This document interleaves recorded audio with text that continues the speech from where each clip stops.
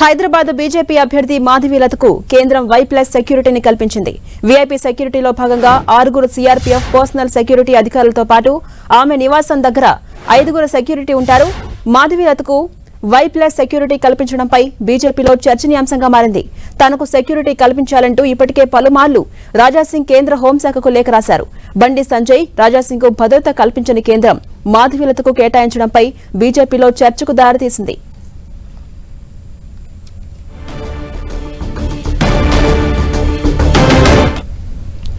ఇదే అంశంపై మరింత సమాచారం మా ప్రతినిధి అజయ్ అందిస్తారు. అజయ్, బీజేపీ అభ్యర్థి మాధవీలతకు Y+ సెక్యూరిటీని కల్పించింది కేంద్రం, దీనిపై అప్డేట్స్ ఏంటి?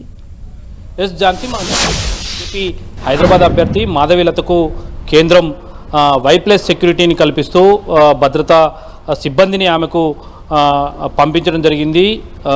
భద్రతా సిబ్బంది ప్రస్తుతం ఆమెకు సిఆర్పిఎఫ్లో ఆధ్వర్యంలోని భద్రతా సిబ్బంది ఆమెకు భద్రతను ప్రస్తుతం కల్పిస్తున్నటువంటి పరిస్థితి కూడా మనం చూసుకోవచ్చు.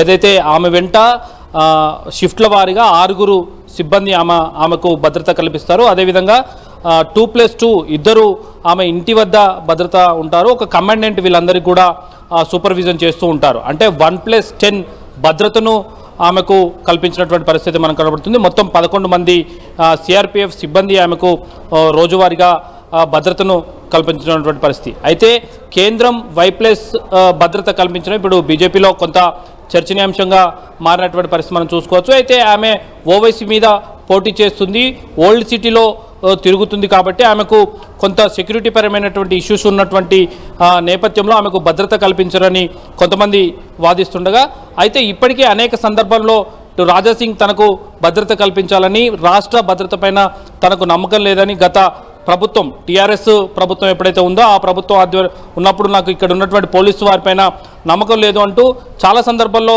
ఇటు సిపికి భద్రత కల్పించాలని, భద్రత పెంచాలని లోకల్ సిపికి, అదేవిధంగా డీజీపీకి లేఖలు రాస్తున్నాయి. ఎట్ ది సేమ్ టైం కేంద్ర హోంశాఖ కూడా లేఖలు రాసి నాకు కేంద్ర భద్రత కల్పించాలని అడగడం జరిగింది. కానీ రాజాసింగ్కు కేంద్ర భద్రత కల్పించలేదు.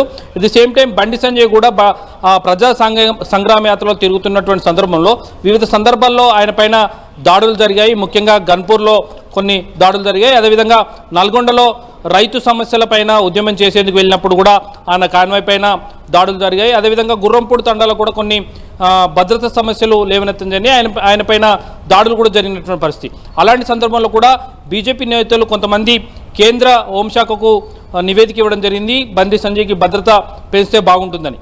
కానీ వీళ్ళిద్దరికీ భద్రత కల్పించకుండా ఇటీవల బీజేపీలో చేరినటువంటి మాధవీలతకు అది కూడా కనీసం మెంబర్షిప్ బీజేపీలో సభ్యత్వం లేని వ్యక్తికి టికెట్ ఇవ్వడమే కాకుండా Y+ సెక్యూరిటీ కల్పించడం ఏంటి అంటూ కొంత పార్టీలో అయితే చర్చించుకుంటున్నటువంటి పరిస్థితి మనం చూసుకోవచ్చు.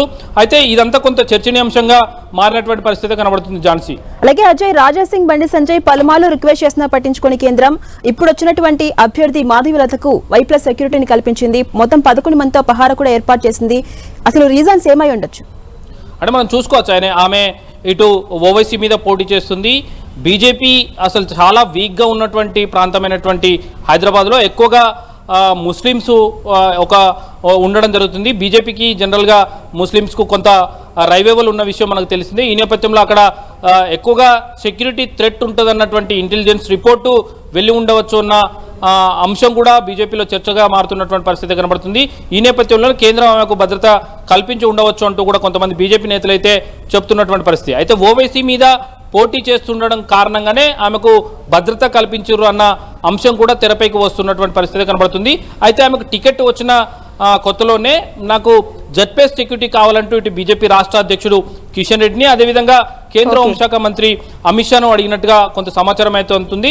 అయితే Z+ సెక్యూరిటీ ఇవ్వలేదు కేంద్రం, కేవలం Y+ సెక్యూరిటీ ఇచ్చినటువంటి పరిస్థితి కనబడుతుంది. ఈ Y+ సెక్యూరిటీ పైన కూడా వివిధ రకాల విమర్శలు అయితే వెలువడుతున్నటువంటి పరిస్థితి కనబడుతుంది. దేశవ్యాప్తంగా రాజాసింగ్ తిరుగుతూ హిందూ సంఘాలను జాగృతం చేస్తున్నటువంటి టైంలో ఆయనకు విదేశాల నుండి థ్రెట్ కాల్స్ కూడా వస్తూ ఉంటాయి. అలాంటి వ్యక్తికి భద్రత కల్పించకుండా మాధవీలతకు భద్రత ఇవ్వడం ఏంటి అనేదాన్ని కొంత చర్చనీయాంశంగా మారినటువంటి పరిస్థితి మనం చూడొచ్చు. Right, thank you Ajay.